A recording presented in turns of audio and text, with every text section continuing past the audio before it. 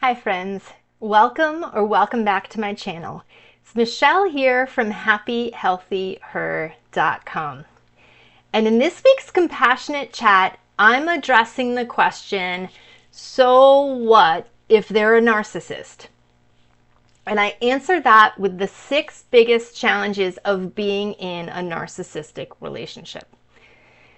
So the reason I'm talking about this is because I have frequently encountered people who think that narcissism and narcissistic behavior is really no big deal.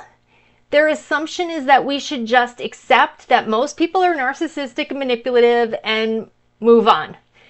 But the reality is, luckily, that most people are not narcissistic and manipulative. The figures show that it's around 10 to 15% of the population that is ultimately manipulative and trying to harm other people. Now, that doesn't mean there aren't more people who are actually behaving in narcissistic ways, but the truly predatory people, the people I'm concerned about, the manipulators, are only in a small window, thankfully. Now, there's also people in the self-help and spiritual communities who say we shouldn't label people at all because it's cruel or it's judgmental. And that, of course, can be a form of victim blaming because it's actually shaming a person for calling out negative or abusive behaviors that are potentially harming them. That just does not make any sense to me. If you are truly spiritual, your intent is to protect others from harm. Now, of course, I agree that we shouldn't be labeling everyone, but there are some really shady characters out there that we should be protecting each other from. Now, a warning to anyone who thinks narcissistic abuse can't happen to you. It can and it will. I have seen this happen in multiple situations, in work environments and also in family situations, where a narcissistic person was targeting the most sensitive and vulnerable people. And when those people finally start to put up boundaries or maybe walk away from the situation, they move on to the next in line. So it's really dangerous to take a stance of this isn't my problem. It's really a cultural, societal problem that people are narcissistic and bullying others. And we all should be standing up for each other because it's just as likely that this could happen to you. Like I said, I had a work environment where there was an incredibly narcissistic manager. And I found myself just constantly feeling stressed and uneasy around this person. And I started to share with some of my coworkers that, hey, this is not okay. We are really in sort of a toxic environment. This is not normal. And they kept saying, oh, no, Michelle, you're just overreacting. I think you're just overreacting. You don't know them. You don't know their situation. You don't know why they're doing that. And I was like, okay, I don't think there's any justification for the way this person is behaving, but I will kind of let it go. And so I ultimately would leave the environment. This has happened more than once again. And then the coworkers that I had warned would contact me a couple months later and they'd be like, oh my gosh, you were so right. They're really targeting me now and it's brutal and I don't feel well and I'm stressed and I'm scared and I feel like I need to leave. And so this is how this goes. If you see someone in an environment, you are not immune from them. If they're not bothering you now, chances are they will eventually, and you need to learn how to recognize the behavior, put up the boundaries, support yourself and other people in protecting your energy from this person. The reality of spending time around narcissistic people is far more sinister than most people understand. These types of people can impact our health and happiness in truly dramatic ways. Let's get into the 6 ways that narcissists may be impacting you. Number 1, they deplete your energy. If you are a giver, If your energy tends to be very sensitive, or you tend to be wired in a way of pushing your energy out, trying to serve, trying to help, trying to support, you tend to be a magnet for narcissistic people who are negative and taking.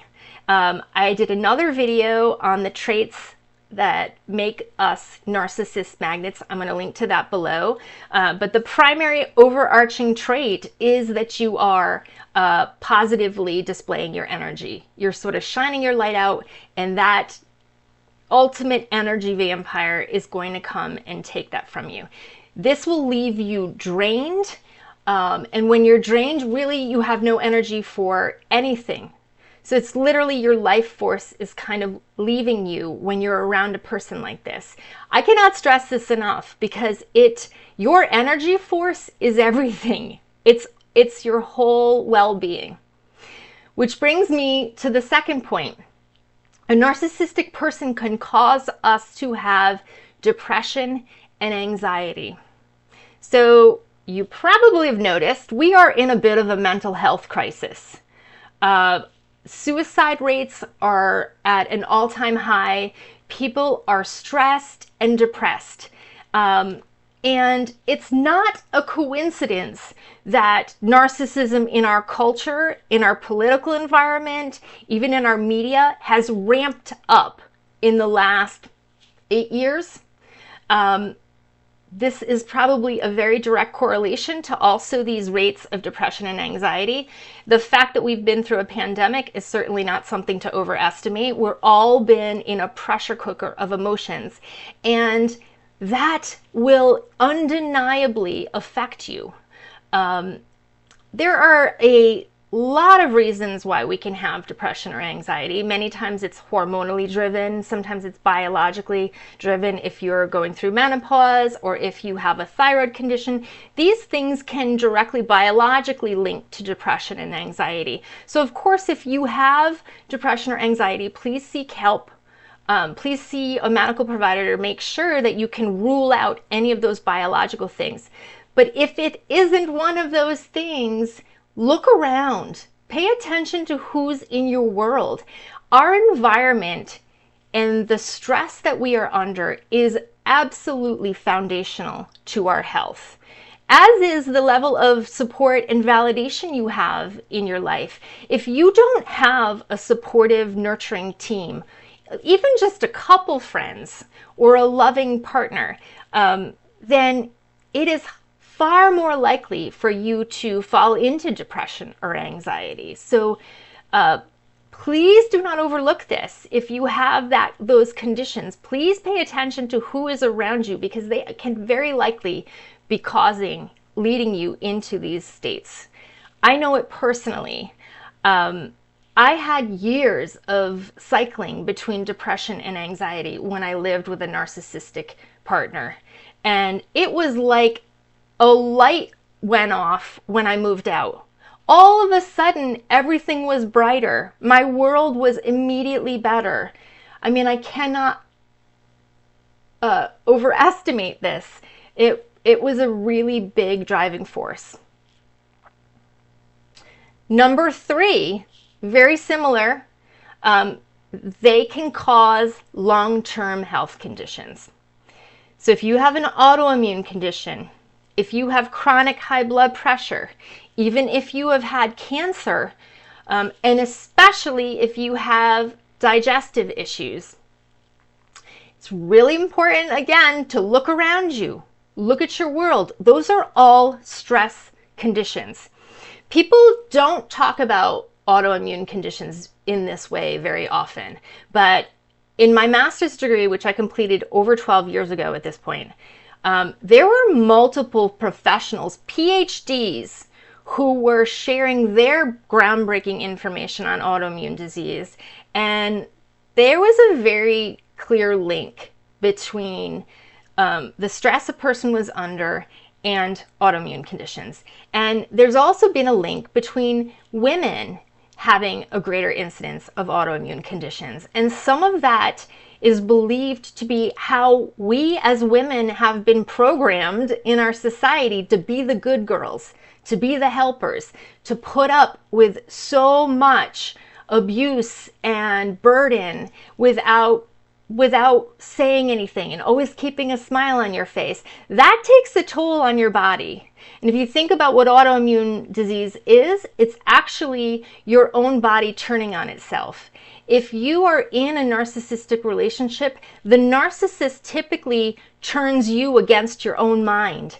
They tell you you're terrible. They tell you you're not good enough. And all of a sudden, you start to believe that. So it is so important that you recognize that if you are having a health condition and you're not sure why, that perhaps it's the people who are around you. When you are around narcissistic people, you are walking on eggshells a lot of the time. They do not want you to shine. They want to put you down. They're looking for you to fail. And nothing you do is ever right. So you will often feel like you're in a defense mode or that you're in like a self-doubt mode. And again, that turns your own body against you and causes just a slew of health issues. Number 4, they dim our lights and keep us from our purposes. So your life purpose is why you're here. And if you are with a narcissist, they don't want you to fulfill your purpose. They don't want you to shine your light. They don't want you to succeed.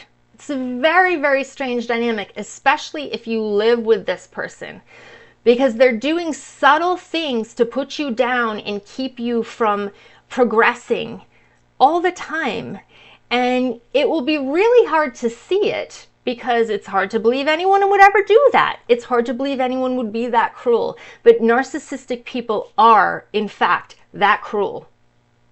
They can't be happy for other people. So if you are around people like this and you're trying to shine, you are trying to improve yourself, you are trying to even heal, you are going to be thwarted at every chance because of this person not really wanting for you to succeed. Number 5, they block our creativity. Now, this was something that was like a huge awakening to me. I never realized this. I thought I was just a chronic procrastinator when it came to my creative work. I thought that I was blocked. I thought that I just could not get it together. I wanted to write a book. For over 10 years, I had on my to-do list, write a book. I was taking every course on how to unblock my any writing blocks. I was doing all this work to try to be as creative as I possibly could be. But then, nothing. It wasn't until I left my narcissistic relationship and several other people who were connected to me who were also narcissistic and were very threatened by my success. So it wasn't just my partner. There were other people that were oddly blocking me. Now, remember, these types tend to be energy vampires, and they really can have an impact on us. Creativity is a huge source of your energy flow. It's very positive energy. And if someone is able to impact your energy, they're going to go for your creativity as well. It's such a strange thing to realize this, but I was terrified of doing videos. And I had someone in my life who would make these little comments about, maybe why I didn't want to do the videos. And they weren't really supportive. They were actually planting more doubt into my head.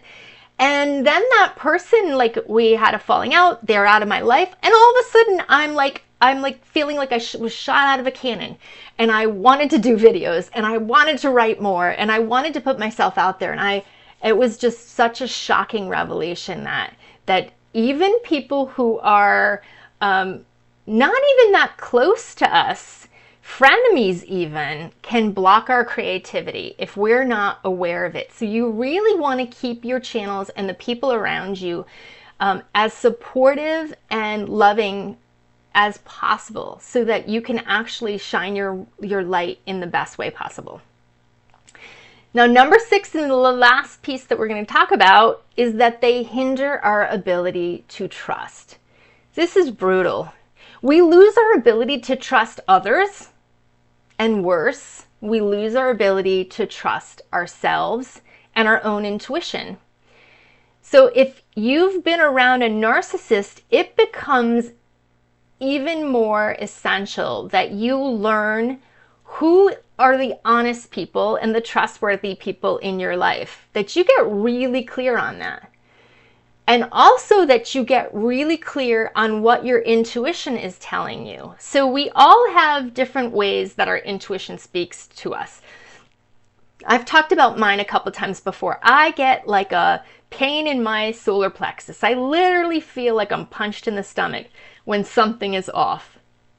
It's jarring, and I can't tell you how many times I've just disregarded it. Oh, I'm just being silly. When in reality, it was dead on accurate. So there's certain people I'm around that I get anxious around. Also, really important sign. The people who are safe and comfortable for you will usually feel safe and comfortable. Their energy will feel either positive or neutral. But if you're feeling on edge or really uneasy around someone, that's something to take note of. And it's best to limit your exposure to people who are making you feel like that. You deserve to feel good in your body all the time. And you really, really want to focus on shifting your trust if that's something that has been hindered, if that's something that has been harmed, if that's something that you have to make a conscious effort to rebuild that effort, to rebuild that ability to trust yourself. And then as that gets stronger and stronger, to also trust the people around you. But that's not something you want to do right away. If you've been in a narcissistic relationship, that ability to trust was hindered for good reason. And you're oftentimes, I say, like, it's almost like we've been sort of poisoned or programmed in such a way that once you've been around a narcissistic person, you tend to be more accepting of other narcissistic people. You tend to attract more narcissistic people because it's like your energy field got a wound in it. It got like a tear in it. And so you have to sort of rebuild that, rebuild your confidence, rebuild your joy, so that you can ultimately trust in healthy ways again. So I really hope this was helpful. If it was, please go ahead and give it the thumbs up, subscribe, and let me know what you think. Your comments mean a lot to me. I try to respond to every comment. I really appreciate all of you who take the time to do that, and anyone who's taking the time to watch this. It just makes me feel so validated and empowered when I know that there are people who are listening on the other end there. So thank you, and as always, I wish you happiness and good health.